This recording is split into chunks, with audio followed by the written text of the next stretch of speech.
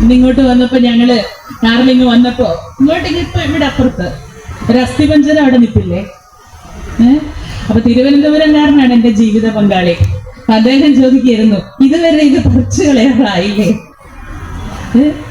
ഒരു അസ്ഥിപഞ്ചരം പോലെ നിൽക്കുന്ന ഈ ഒരു സാധനം ഇതുവരെ നമ്മുടെ നാട്ടിൽ നിന്ന് എടുത്തു കളയാറായില്ലേ? എടുത്തു കളയാറായോ? ആയോ? ആയോ? എന്നാന്ന് ശബ്ദത്തിൽ പറയുവായിന്ന്. അത് നമ്മൾ എടുത്തു കളഞ്ഞേ പറ്റൂ. ഏതൊക്കെയോ മാമൂലുകളുടെയും ജനാധിപത്യ വിരുദ്ധമാകുന്ന ചില നടപടിക്രമങ്ങളുടെയും ഭാഗമായി ആരെങ്കിലും ഒക്കെ ഒരാള് ഇങ്ങനെ കൈയടക്കി ഒരു ദേശത്തെ കയ്യിൽ അമർത്തി വെച്ചുകൊണ്ട് ഒരു നാട് അർപ്പിക്കുന്ന രീതിയിലേക്കുള്ള നാടിന്റെ വികസനങ്ങളോ കാഴ്ചപ്പാടുകളോ മനസ്സിലാക്കാതെ ഒരു നാടിനെ ഇങ്ങനെ ഫ്രീസ് ചെയ്ത് ഫ്രോസൺ ആക്കി വെച്ചുകൊണ്ടിരിക്കുന്നെങ്കിൽ അങ്ങനെ ഇരിക്കേണ്ട ഒരു ഇടമല്ല കോട്ടയം. വളക്കൂറുള്ള മണ്ണാണ് കോട്ടയം.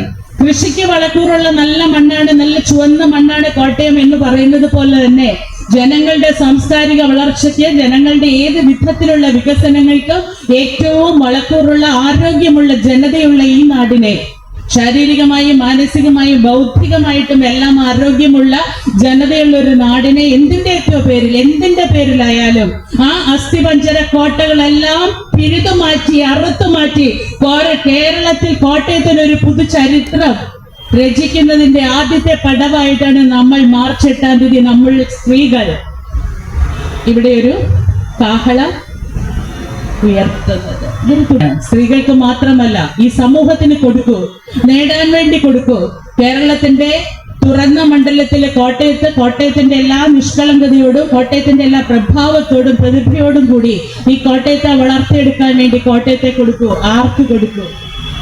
മനുഷ്യ സ്നേഹമുള്ള, മനുഷ്യർക്ക് വേണ്ടി ഭരണ സംവിധാനങ്ങൾ നടത്തേണ്ടുന്ന, ജനതയെ സംരക്ഷിക്കേണ്ടുന്ന ഒരു വിഭാഗത്തിന് കൊടുക്കും. ഇപ്പൊ മിക്കവാറും ഒക്കെ ഞങ്ങളൊക്കെ യാത്ര ചെയ്യുന്നത് വടക്കൻ മലബാറിലേക്ക്, ഇന്ന് രാത്രിയും പോകുന്നത് കണ്ണൂരിലേക്കാണ്. അപ്പൊ ഈ വടക്കോട്ട് യാത്ര ചെയ്യുമ്പോ വടക്ക് കേരളം മറ്റൊന്നും, നമ്മുടെ ഈ ഭാഗത്ത് കേരളം മറ്റൊന്നുമാണ്. ലോകത്തെ അതിശയിപ്പിക്കുന്ന പലതും കേരളത്തിലുണ്ടെങ്കിൽ അതിന്റെ ബഹുഭൂരിപക്ഷവും നിൽക്കുന്നത് സ്കൂളുകൾ പോലും എല്ലായിടത്തും സ്മാർട്ട് ക്ലാസ് റൂമുകളാണ്, സ്മാർട്ട് സ്കൂളുകളാണ്. പക്ഷെ വടക്കോട്ട് ചെല്ലുമ്പോൾ സ്കൂളുകൾ കണ്ടാൽ നമ്മൾ അതിശയിക്കുകയാണ്. സർക്കാർ അതിനുള്ള പശ്ചാത്തല സൗകര്യം ഒരുക്കാത്തതിന്റെ കുഴപ്പമല്ല, സർക്കാർ അതിനുള്ള പൈസ കൊടുക്കാത്തതിന്റെ കുഴപ്പമില്ല. ഇങ്ങനെ ചിലരൊക്കെ ചിരകാലം ചരിത്രം സൃഷ്ടിക്കുന്ന പോലെ വേണ്ടാത്തിടത്ത് അസ്ഥിപഞ്ചരങ്ങളായി ഇരുന്നു പോയി ഒരു നാടിനെ നശിപ്പിക്കുന്നതിന്റെ കുഴപ്പമാണ് എന്ന് വളരെ കൃത്യമായിട്ട് അടിയുറച്ച് വീണ്ടും വീണ്ടും പറഞ്ഞുകൊണ്ട്, ഉറക്കെ പറഞ്ഞുകൊണ്ട് നമ്മൾ ഇറങ്ങേണ്ടുന്ന ഒരു കാലഘട്ടത്തിലാണ്, അല്ലെങ്കിൽ ഒരു ദിവസങ്ങളിലേക്കാണ് നമ്മൾ വരുന്നത് എന്നുള്ളതാണ് ഈ വനിതാ ദിനത്തിന്റെ ഏറ്റവും വലിയ പ്രത്യേകത. നമുക്കറിയാം, ഇന്ന് ഫേസ്ബുക്കില് നമ്മുടെ കേരളത്തിന്റെ സമാരാധനായ ബഹുമാനപ്പെട്ട മുഖ്യമന്ത്രി സഖാവ് പിണറായി വിജയന്റെ പോസ്റ്റ് ഉണ്ട്. എന്താണ് പോസ്റ്റ്? വായിച്ചോ നിങ്ങൾ? എല്ലാവരുടെയും കയ്യിൽ ഫേസ്ബുക്കും വാട്സപ്പ് യൂണിവേഴ്സിറ്റികളാണ്. അതിനപ്പുറത്തേക്ക് ഒന്നും നമ്മൾ നോക്കാറില്ല. പക്ഷെ ഇന്ന് മുഖ്യമന്ത്രിയുടെ പോസ്റ്റ് വായിച്ചോ?